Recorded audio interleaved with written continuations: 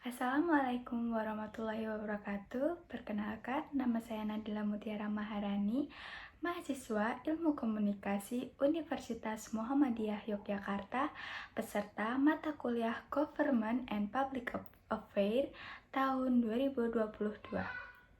Pada video ini, saya akan menjelaskan tentang pengelolaan media internal pemerintah, komunikasi publik pemerintah, dan media relation pemerintah.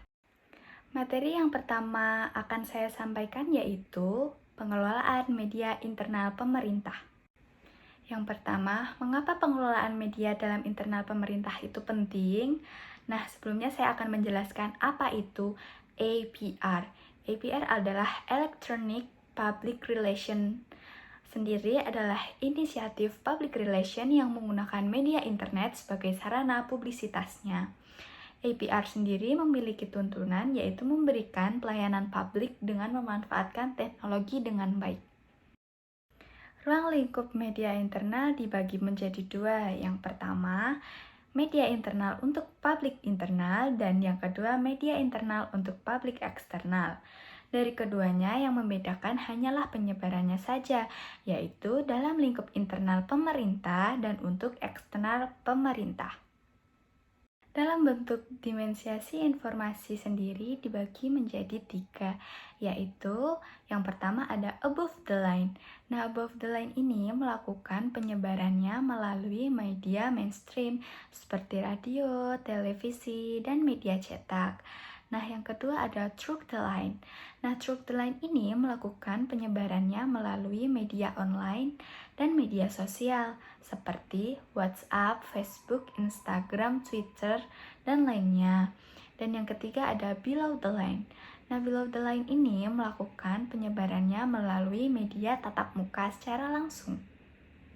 Mengapa pemerintah harus memanfaatkan media sosial? Nah, media sosial sendiri dibuat untuk dapat menjaga dan meningkatkan reputasi sebuah lembaga. Media sosial juga sebagai media interaktif. Nah, peran humas di sini harus dapat mengikuti ritme dalam media sosial. Media sosial juga sekaligus sebagai dokumentasi secara online. Jadi, seorang PR harus mengetahui informasi apa saja yang patut dan informasi yang tidak patut untuk disampaikan kepada publik. Manfaat media sosial pemerintah.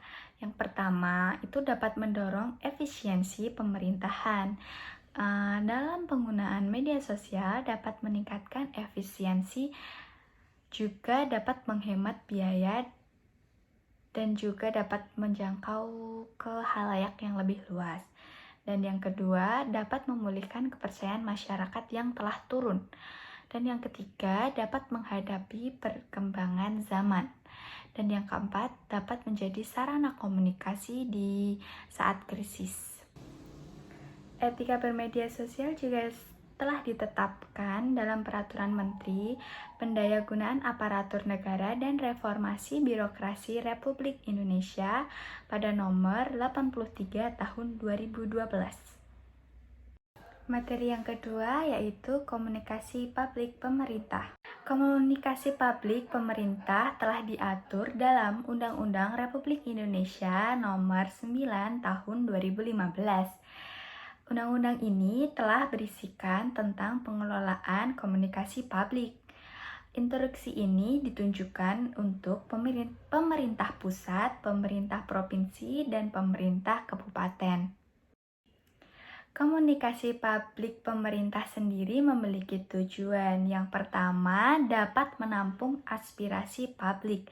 Dan yang kedua, dapat menyampaikan apapun informasi dan kebijakan-kebijakan pemerintah yang telah ditetapkan.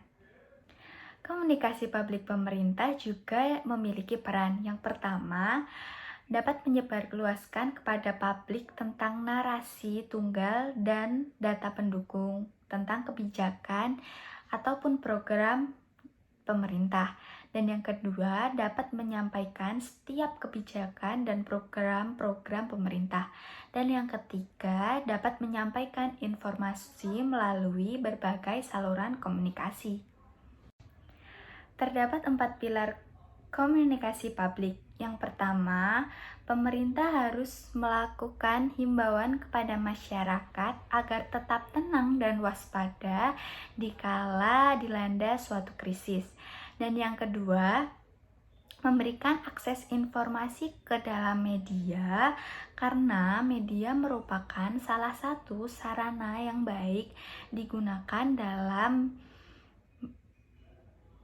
komunikasi publik. Dan yang ketiga yaitu melakukan koordinasi dengan instansi terkait. Jangan sampai ada miskomunikasi dengan media. Dan yang keempat, peraturan yang dibuat harus jelas adanya. Apa sih pentingnya menerapkan prinsip utama dalam komunikasi publik? Nah, oleh karena itu, pemerintah juga perlu mengembangkan kemampuan dalam menyediakan informasi yang memadai dengan berpegang teguh pada prinsip keterbukaan, kesegaraan, konsistensi, dan akurasi. Materi selanjutnya yaitu ada media relation pemerintah. Media relation sendiri menurut Bahra yaitu profesional seorang public relation dengan menjaga hubungan baik di media. Menurut Leslie, media relation pemerintah sebagai hubungan dengan media komunikasi untuk melakukan publisitas atau merespon kepentingan media terhadap kepentingan organisasi.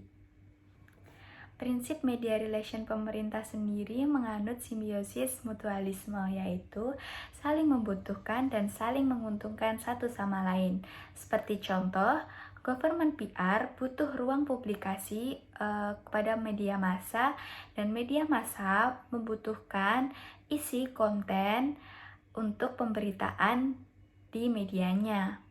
Jadi sama-sama saling menguntungkan dan sama-sama saling membutuhkan. Adapun tugas government PR yaitu berinteraksi dengan para jurnalis untuk membangun hubungan yang bersifat jangka panjang.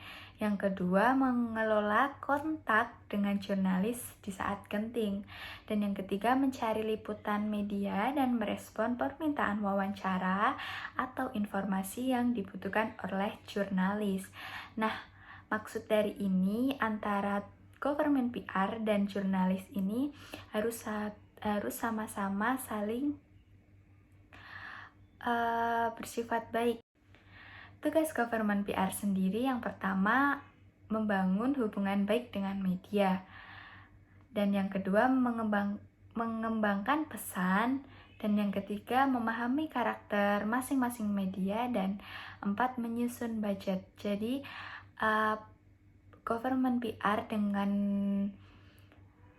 media satu dengan media yang lainnya itu bersifat berbeda tergantung dengan sistem dan kebijakannya masing-masing.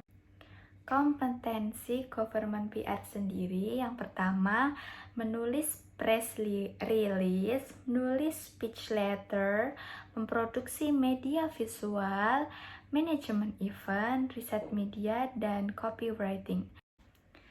Sekian video dari saya, semoga bermanfaat. Wassalamualaikum warahmatullahi wabarakatuh.